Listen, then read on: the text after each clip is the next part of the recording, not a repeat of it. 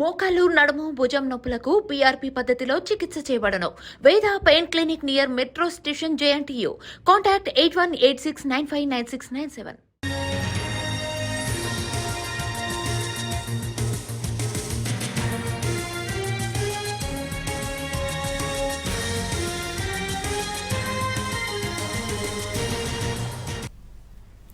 కేటీఆర్ సవాల్పై ఘాటుగా స్పందించారు పీసీసీ అధ్యక్షుడు మహేష్ కుమార్ గౌడ్. సవాల్ విసిరి తోక ముడచడం కేటీఆర్ కు అలవాటేనని ఎద్దేవా చేశారు.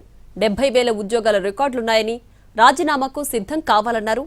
ఉద్యోగాల కల్పనలో 10 ఏళ్ల బీఆర్ఎస్ పాలన, తమ పాలనపై బహిరంగ చర్చకు సిద్ధమని ప్రకటించారు. కాళేశ్వరంతో కాంట్రాక్టర్ల జేబులు నింపాలని విమర్శించారు. నీటి విడుదల కేటీఆర్, మహేష్ గౌడ్ చెబితే జరగదన్న పీసీసీ చీఫ్. నీటి విడుదల నిపుణుల సలహా సూచనల మేరకు ఉంటుందని చెబుతున్న మహేష్ గౌడ్తో మా ప్రతినిధి బాలకుమార్ ఫేస్ టు ఫేస్. నియామకాలపై కాంగ్రెస్ బీఆర్ఎస్ల మధ్య సవాళ్ల పర్వం కొనసాగుతుంది. 70,000 ఉద్యోగాలు ఇచ్చినట్లు నిరూపిస్తే తన పదవికి రాజీనామా చేస్తానంటూ కేటీఆర్ సవాల్ విసిరాడు. ఈ కేటీఆర్ సవాల్పై సార్ కేసీఆర్ సవాల్ని స్వీకరిస్తారా? కేటీఆర్ సవాల్ని 70,000 ఉద్యోగాలు ఇస్తే రాజీనామా చేస్తా అంటున్నారు. పసలేని సవాళ్ళు, ఎన్నిసార్లు సవాలు విసిరి తోక ముడిచిండు కేటీఆర్ గారు. 70,000 ఉద్యోగాలు ముఖ్యమంత్రి చెప్పింది లెక్కలతో సహా ఉంది, రికార్డుకు ఉంది.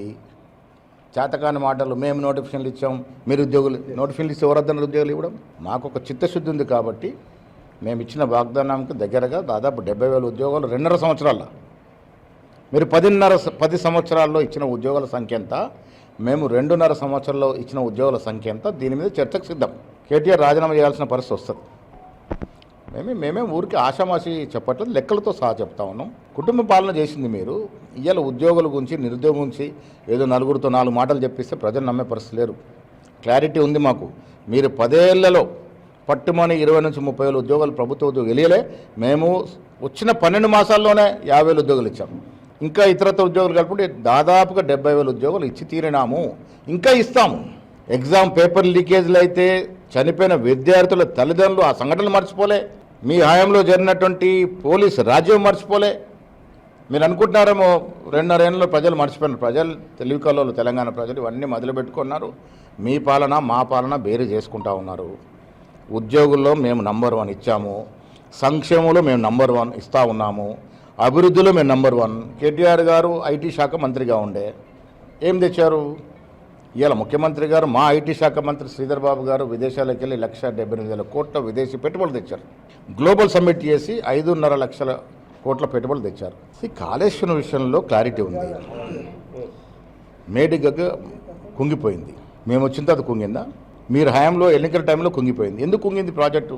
ఇవాళ జవహర్లాల్ నెహ్రూ కళల మేరకు మనం పోచంపాటు ప్రాజెక్టు కట్టుకున్నాము, నాగార్జునసాగర్ ప్రాజెక్టు కట్టుకున్నాము, నిజాం సాగర్ ప్రాజెక్టు ఉంది. నిజాం కాలంలో 60, 70, 80 ఏళ్ళు అయితే ఒక గీత కూడా వల్లే.